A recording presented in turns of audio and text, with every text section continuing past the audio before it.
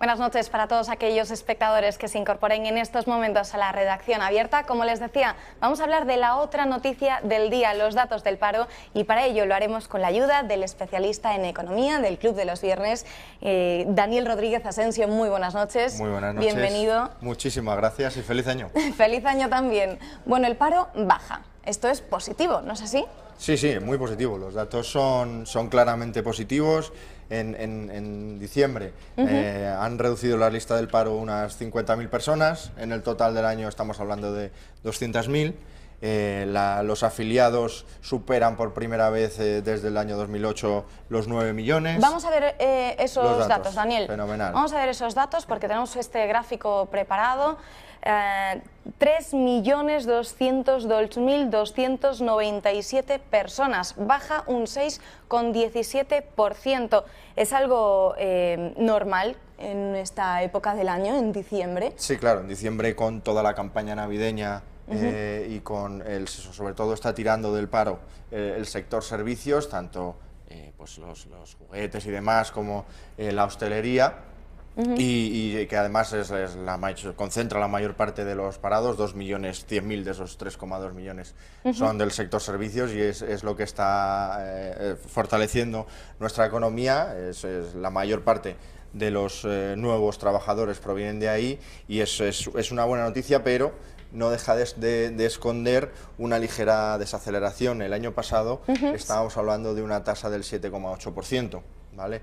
Los datos del mes de diciembre, con un crecimiento durante el año que parece que va a estar en torno al 2,6%, hablamos del PIB, claro está, es, ya te digo, 50.000 personas. Esto queda muy lejos de los 100.000 que había en 2013 en diciembre, 100.000 parados menos solo en el mes de diciembre, cuando en 2013 estábamos decreciendo al menos 1,7%, y queda también lejos de la media de los últimos 4 años, que ha estado en torno a 90.000 personas de reducción de paro, con crecimientos pues del 3,3% de media. Entonces, ¿es positivo? Sí, claro que es positivo. Claro, porque si no entiendo mal, estás diciendo que es positivo, pero no lo es tanto. Es positivo, pero tenemos que saber que se está desacelerando el mercado laboral, que la economía va a desacelerar, y tenemos que tomar medidas al respecto. Desde luego, no creo que ni con una subida del salario mínimo interprofesional, ni con la subida de la seguridad social a los autónomos,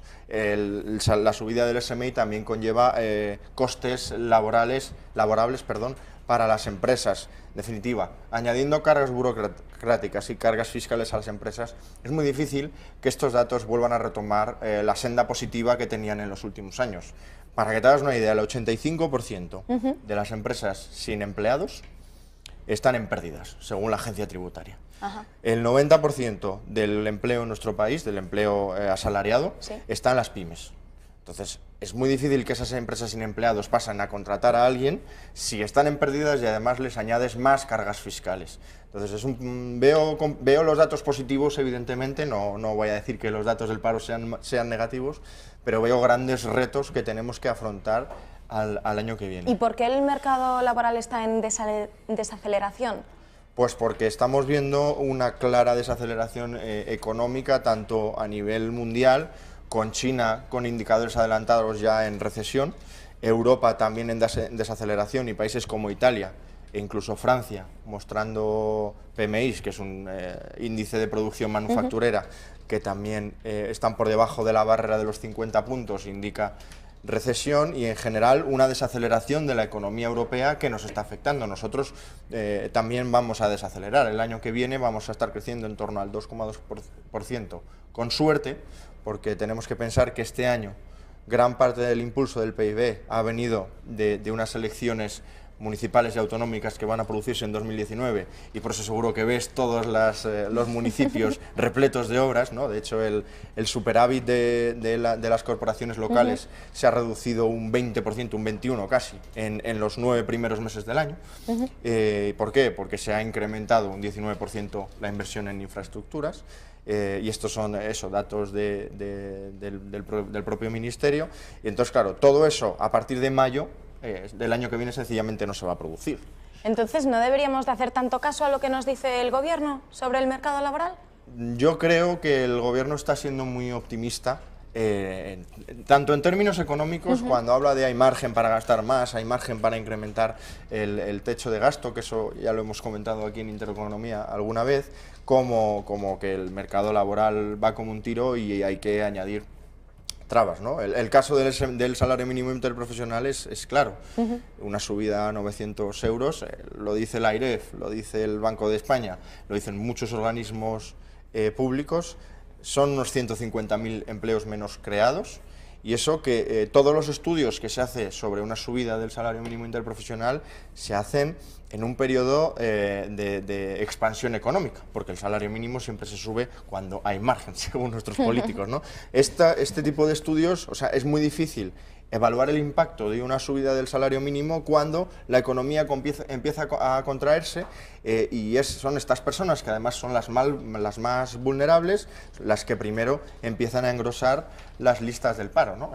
Y entonces, pero no solo el salario mínimo, es que ha subido también el gasoil, que es un combustible, una materia prima básica para muchos autónomos y muchos trabajadores, aparte de grandes sectores como el logístico, y están subiendo muchas cosas derivadas de decisiones discrecionales del gobierno, pues que parece que no quiere ver que la desaceleración está aquí, y también en el mercado laboral, y que todo esto que estamos viendo ahora y que dicen que no ocurre nada, sí que ocurre, sí que va a haber consecuencias, y ya las estamos viendo. La desaceleración en el mercado laboral está ahí, y si queremos verla bien, si no, pues lo pagarán con los más vulnerables. La afiliación a la Seguridad Social, que se me ha olvidado comentar, el crecimiento de la afiliación en el último trimestre de este año ha sido del 3%, el año pasado fue del 3,5%. Entonces, bueno... Es positivo, pero si lo comparamos con el año anterior... ¿Es un entorno de desaceleración? ¿Hay que preocuparnos? No, no hay que pensar que estamos en 2007 y que vamos a volver a la debacle. No, ni mucho menos. No es preocupante, pero sí que hay que gestionarlo ahora que podemos, porque la casa se arregla, el tejado de una casa se arregla con el buen tiempo y no cuando estamos en invierno, que nieva, está lloviendo, etcétera, etcétera, ¿no? Pues esto es lo mismo. Hay que seguir fortaleciendo nuestro mercado laboral. Estamos en tasas, con estos datos podríamos estar en torno al 14,5%. Que bueno, viendo la historia de nuestro país no parecería mucho, pero es que Reino Unido está con el 4%, Estados Unidos está con un 3,7% de paro, la Unión Europea está con un 8%, entonces bueno, si queremos conformarnos con un 15%, pues yo creo que debemos optar a más, ¿no? Eso te iba a preguntar, Daniel, ¿hay fecha para nuestra recuperación?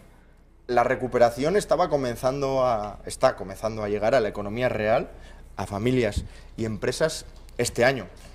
Ahí tenemos los datos, por ejemplo, del sector de la construcción, que incluso alguno ya se aventuraba a decir que estábamos volviendo a 2006, 2007, cuando no, sencillamente pues estaba repuntando porque efectivamente se está produciendo una mejora de la renta disponible, y los últimos datos, tanto de la Central de Balances del Banco de España como del propio INE, dejan entrever una ligera mejora de los márgenes empresariales, que es lo que precisamente está incentivando la contratación.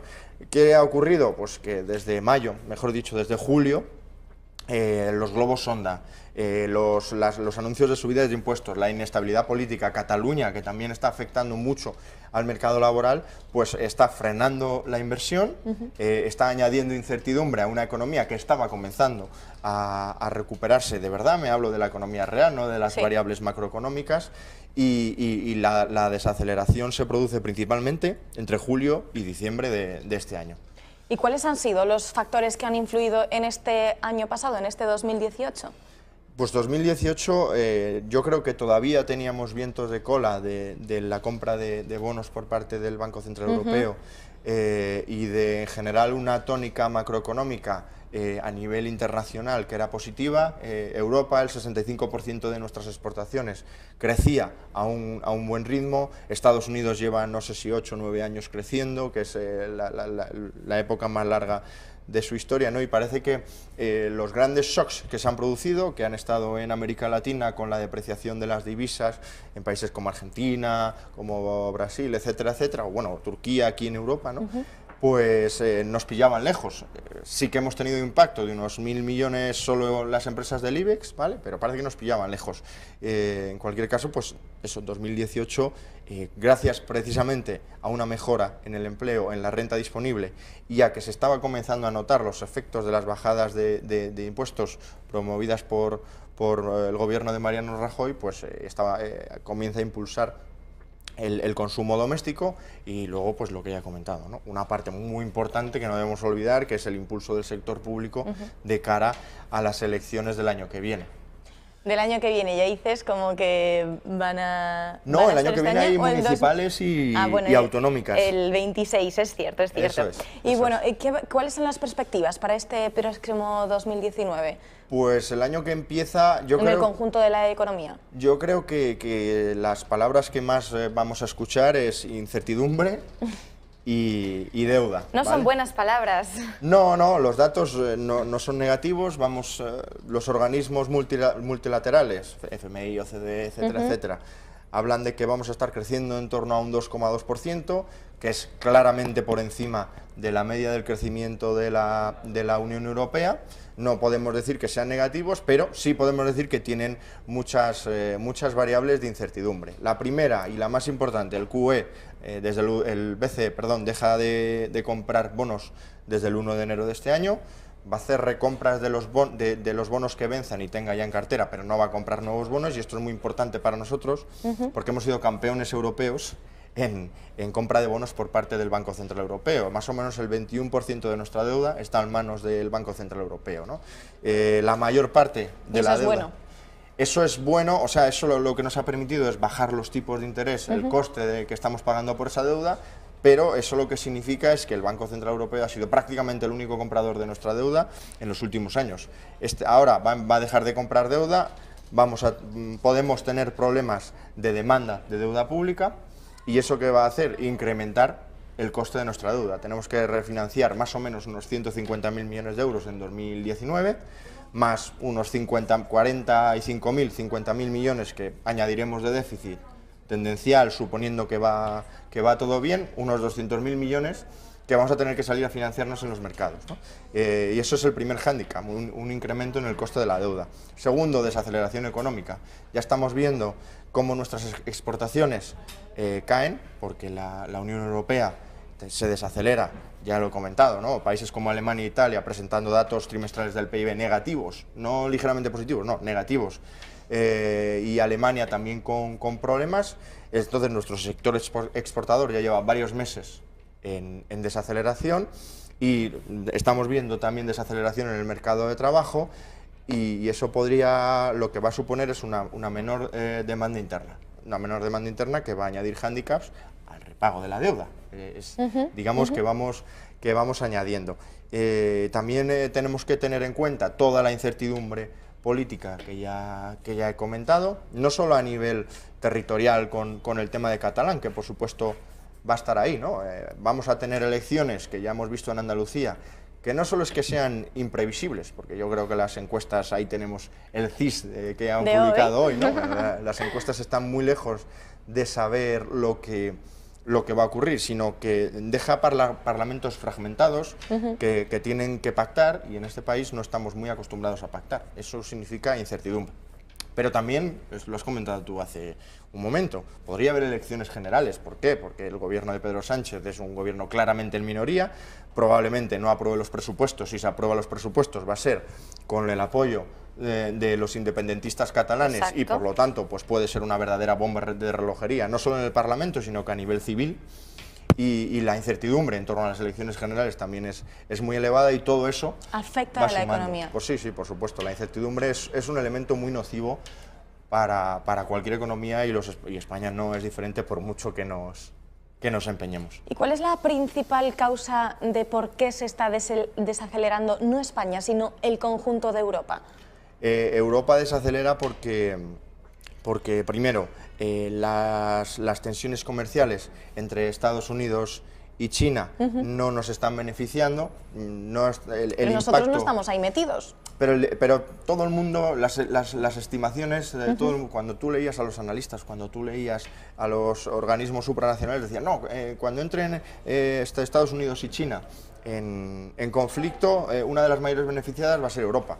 Y la realidad es que en el conflicto prácticamente no ha existido, el más impactado ha sido China, que es el que más nos iba a beneficiar y por tanto no nos hemos beneficiado. Entonces la desaceleración está ahí. También hay muchos países que no han hecho los deberes. Por ejemplo, Alemania tiene un problema muy importante en su sector financiero.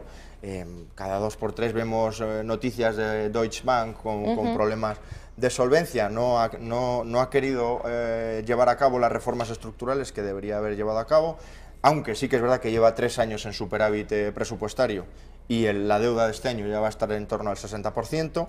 Italia es una verdadera bomba de relojería. Italia lleva en estancamiento secular una década, déficit crónico, sin capacidad de maniobra a la hora de ejecutar reformas estructurales y un larguísimo etcétera. Y luego Francia, pues que también se ha abandonado al gasto público, hay margen precisamente a raíz de unos costes de la deuda cada vez menores.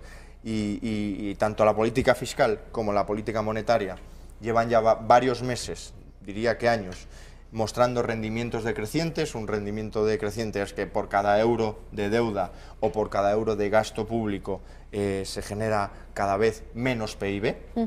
De hecho es negativo, o sea, ahora mismo está destruyendo PIB tanto la deuda como el gasto público y entonces pues eso ya lo estamos empezando a ver en 2019. Bueno, Daniel, te voy a pedir ahora que valores estos datos del turismo, que es otra noticia que hemos conocido hoy, y es que a mí me parecen datos positivos, pero yo ya no sé lo que tú vas a decir. Aumenta el turismo en España en más de 78 millones de visitantes en el año 2018. España sube un 0,7% con respecto a 2017, siendo Reino Unido el país que más visitantes nos llegan. Cataluña se posiciona como el destino más demandado. España recibió en enero y noviembre de 2018 más de 78,4 millones de turistas extranjeros, lo que supone un incremento del 0,7 con respecto al mismo periodo de 2017. De donde más nos visitan los turistas es de Reino Unido, con más de un 17,6 millones de turistas y un descenso, atención, del 2%. Alemania, segundo país, con casi 10,9 millones y una bajada del 4,7. Ya no nos visitan los alemanes tanto. Y Francia, con casi 10,8 millones de turistas y una bajada del 0,7%. Solo en noviembre, 4,5 millones de turistas internacionales visitaron España, es decir, un 3,6 más que en el mismo periodo de 2017. ¿Qué te parece? Pues a mí me parece que el sector turístico, que es más o menos el 17% de nuestro PIB, si tenemos en cuenta tanto el impacto directo como el impacto indirecto, se está desacelerando también. Un 0,7% es un dato positivo. Yo no lo llamo crecimiento, yo lo llamo estancamiento, porque es un 0,7% y se está desacelerando. Me preocupa mucho el dato de Reino Unido. El dato de Reino Unido, el decrecimiento del 2% en la llegada acumulada de turistas de Reino Unido a nuestro país, se produce principalmente porque Reino Unido lleva todo el año con un nivel de precios superior, con el IPC creciendo por encima del 2%, que es digamos, el margen que se fija el Banco de Inglaterra, y eso que está implicando una reducción del poder adquisitivo de nuestros socios británicos, ¿vale? Los salarios sí que están creciendo al 2,3, al 2,4%, pero el incremento real de los salarios en Reino Unido, pues eso es 0,3, 0,4 puntos porcentuales, y eso les resta poder adquisitivo porque además afrontan un periodo de incertidumbre muy importante como es el Brexit, precisamente en 2019, que es otro de los elementos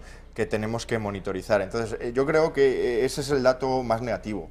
El otro lado, Estados Unidos, que también tiene una tasa de paro del 3,7%, los salarios están creciendo al 2,5, 2,6% y un larguísimo etcétera. No lo habéis comentado, el turismo de Estados Unidos durante el mes de noviembre creció un 20%, un 21% en España.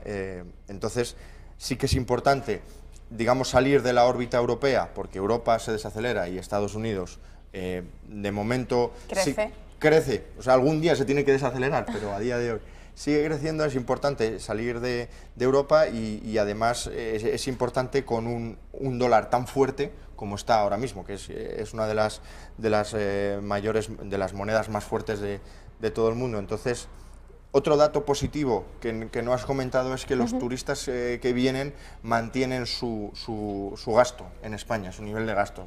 Es cierto que lo que estamos viendo, sobre todo de Europa, es que vienen menos turistas y los que vienen son los de mayor capacidad adquisitiva y por tanto mantienen su nivel de gasto.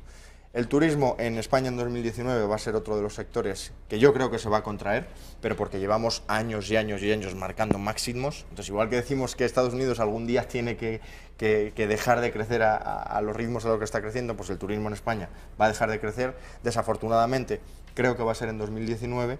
Y eso pues también nos pasará factura al empleo, al sector servicios. Y fíjate, Daniel, en Alemania esa bajada del 4,7%, que es más del doble que en Estados Unidos. Es que Alemania, el último dato de crecimiento del PIB trimestral fue negativo, no me acuerdo si fue del menos 0,1%, del menos 0,2%, pero da igual, lo importante es que fue inferior al 0%. Alemania está siendo muy impactada por todo el cuento este de los impuestos medioambientales a los vehículos diésel y un larguísimo etcétera que en nuestro país, por desgracia, estamos comenzando a conocer. Y además, Alemania sí que estuvo durante un par de meses sufriendo una serie de aranceles por parte de Estados Unidos también al sector automovilístico, hasta que Trump llegó a un acuerdo con la Unión Europea al respecto, ¿no? Entonces, esos son factores que vas acumulando y provocan una menor renta disponible de las familias alemanas que se lanzan menos a venir a España, ¿no? Además, Alemania pues, también tiene patrones de conducta que son muy conservadores y un país con la enorme inestabilidad como es España, pues es normal que caigan, porque además tú no lo has comentado, Cataluña, el destino más demandado, pero es que Cataluña, además de que el año pasado, desgraciadamente, hemos tenido un ataque terrorista, Cataluña, yo me pongo en la piel de un alemán o de una persona extranjera, veo las noticias sobre Cataluña y parece que estamos en guerra civil, ¿no? Entonces me lo pensaría mucho antes de venir. Pero ¿de qué depende esa aceleración del turismo? ¿En qué factores influyen? Porque en España el turismo principal que nosotros tenemos es el sol, ¿no? Vienen a por nuestro sol y si sigue haciendo sol, ¿por qué dejarían de venir? Pues depende en primer lugar de la situación económica que hay en el país de origen. Ya hemos comentado que países como Alemania o Italia pues tienen una situación compleja. Países como Reino Unido, lo que está ocurriendo es el tema del IPC, pero también depende de los destinos, similares, sobre todo de la evolución del tipo de cambio. Países como Turquía, por ejemplo, hasta el año pasado mantenían un tipo de cambio más o menos estable, con ciertas oscilaciones, pero es que la lira turca este año se ha desplomado.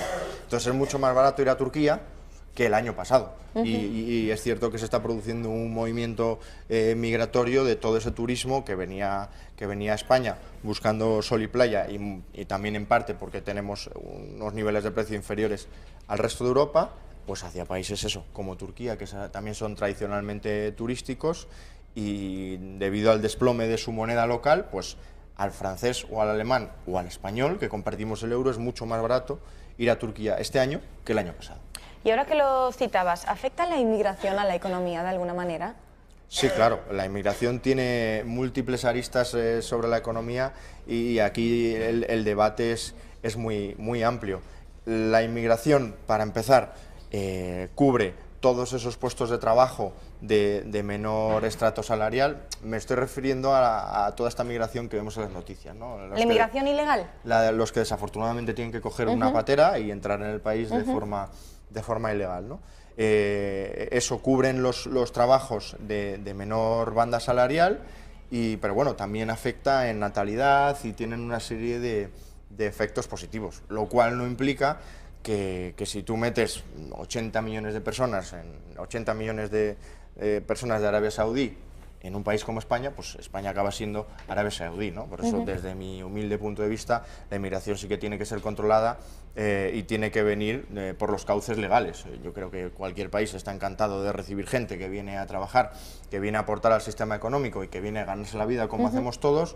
Lo que no creo que sea tan positivo es abrir totalmente las fronteras y que esto sea pues un reducto de inmigración ilegal que además, pues nos guste o no, genera problemas. Un efecto que ha impulsado a Vox en Andalucía, si te fijas los datos por provincia, son las provincias que más inmigración reciben, ¿no? Es cierto. Entonces, por eso el efecto Vox en Andalucía es tan amplio y por eso yo creo que cuando las encuestas Sigma 2 y todo esto que también estamos viendo, que dan un efecto Vox tan potente a nivel de España, están exagerando un poquito y se están beneficiando un poco de ese efecto halo que ha producido Andalucía, que tiene el hándicap de la inmigración que no tenemos en todas las regiones. Y ya por último, Daniel, como a nuestros anteriores invitados, te voy a pedir que hagas un titular para este 2019.